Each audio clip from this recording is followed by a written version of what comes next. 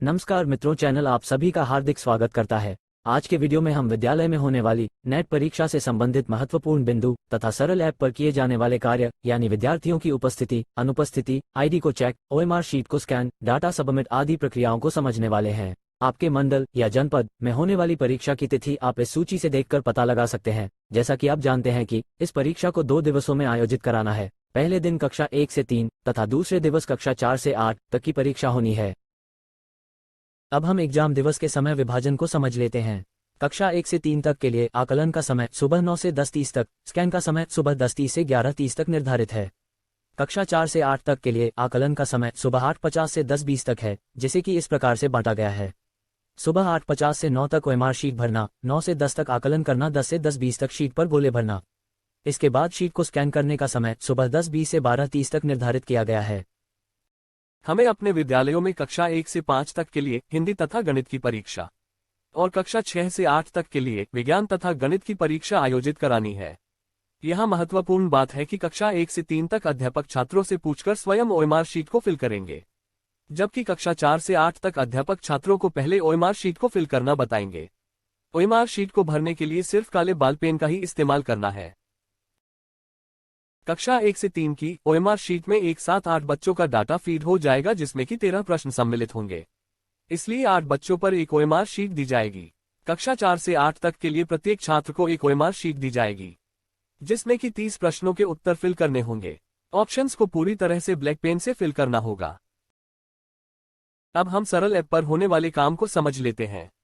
सबसे पहले सरल ऐप को ओपन कर लेंगे तो आपको इस प्रकार का इंटरफेस दिख जाएगा। यहां से अपने आप को लॉगिन कर लेंगे। लॉगिन आईडी तथा पासवर्ड प्रेरणा पोर्टल पर रजिस्टर आपका मोबाइल नंबर होगा। लॉगिन करने के बाद आपको असेसमेंट पर क्लिक करना है। इसके बाद आपको अपनी कक्षा तथा विषय को सेलेक्ट कर लेना है। यहां पर आपको अन्य दिखाई दे रहे ऑप्शन पहले से ही फिल मिलेंगे। इसके बाद सबमिट बटन पर टैप करेंगे। सबमिट बटन पर टैप करने के पश्चात इस प्रकार की इंफॉर्मेशन सामने प्रदर्शित होने लगेगी, जिसमें कि उस कक्षा में नामांकित समस्त छात्रों का नाम तथा उनकी यूनिक आईडी दिखने लगेगी। यहां पर हम समस्त छात्रों की डिटेल को चेक कर लेंगे और परीक्षा के दिन हमें समस्त छात्रों की उपस्थिति तथा अनुपस्थिति यही से लगानी है। उसके लिए सभी छात्रों की उपस्थिति पहले से ही प्रेजेंट यानी ग्रीन रंग से प्रदर्शित होगी। यदि कोई छात्र अनुपस्थित है तब हमें उस छात्र के नाम के आगे इस बटन पर टैप करने से वह रेड कलर में बदल जाएगी और एब्सेंट लग जाएगी। इस प्रकार से हमें छात्रों को एब्सेंट दिखाना होगा। उसके उपरांत सबमिट बटन पर क्लिक करना होगा। अब हम स्कैनिंग की पूरी प्रक्रिया को समझ लेते हैं। एब्सेंट छात्रों को दिखाने के बाद जैसे ही सबमिट बटन पर टैप करेंगे, उसके पश्चात इस प्रकार की इंफॉर्मेशन ओपन हो जाएगी, जिसमें कि हमारी कक्षा में कुल छात्रों की संख्या तथा परीक्षा के दिन उपस्थित छात्रों की संख्या तथा अनुपस्थित छात्रों की संख्या प्रदर्शित होने लगेगी। यहां से हम छात्रों की ओएमआर शीट को स्कैन करेंगे। इस ऑप्शन पर टैप करने के पश्चात हमारा कैमरा ओपन हो जाएगा, जिसमें हमें ओएमआर शीट को लैंडस्केप मोड में रखना है और शीट से 1 फुट ऊपर से चारों बिंदु को मिलाते हुए शीट को स्कैन कर देंगे। ओएमआर शीट को स्कैन करने के पश्चात उस छात्र द्वारा किए गए उत्तर को ऐप सामने प्रदर्शित कर देगा। वहां पर आप एक बार फिर से कंफर्म कर लेंगे कि ओएमआर शीट पर भरे गए आंसर और स्कैन हुए आंसर सही है या नहीं। यदि आंसर गलत प्रदर्शित हो रहा है तो आप उस आंसर पर टैप करके उसको मैन्युअल करेक्ट कर पाएंगे। करेक्ट करने के पश्चात आप सेव बटन पर टैप कर डाटा को सेव कर देंगे।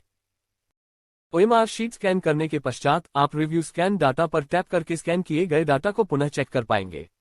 यदि उसमें कोई त्रुटि है तो आप उसको सुधार कर देंगे। उसके पश्चात आप संतुष्ट होने पर डाटा को सबमिट कर देंगे। यहां पर ध्यान रखने वाली बात है, समय समय पर किए गए स्कैन डाटा को सबमिट अवश्य करें, जिससे कि आपका डाटा स्टेट सिस्टम तक जल्द पहुंच जाए। उम्मीद है आपको सरल ऐप से संबंधित इंफॉर्मेशन पसंद आई होगी। इसी प्रकार के अपने विभाग से संबंधित अन्य वीडियो देखने के लिए हमारे चैनल से जुड़ सकते हैं। धन्यवाद।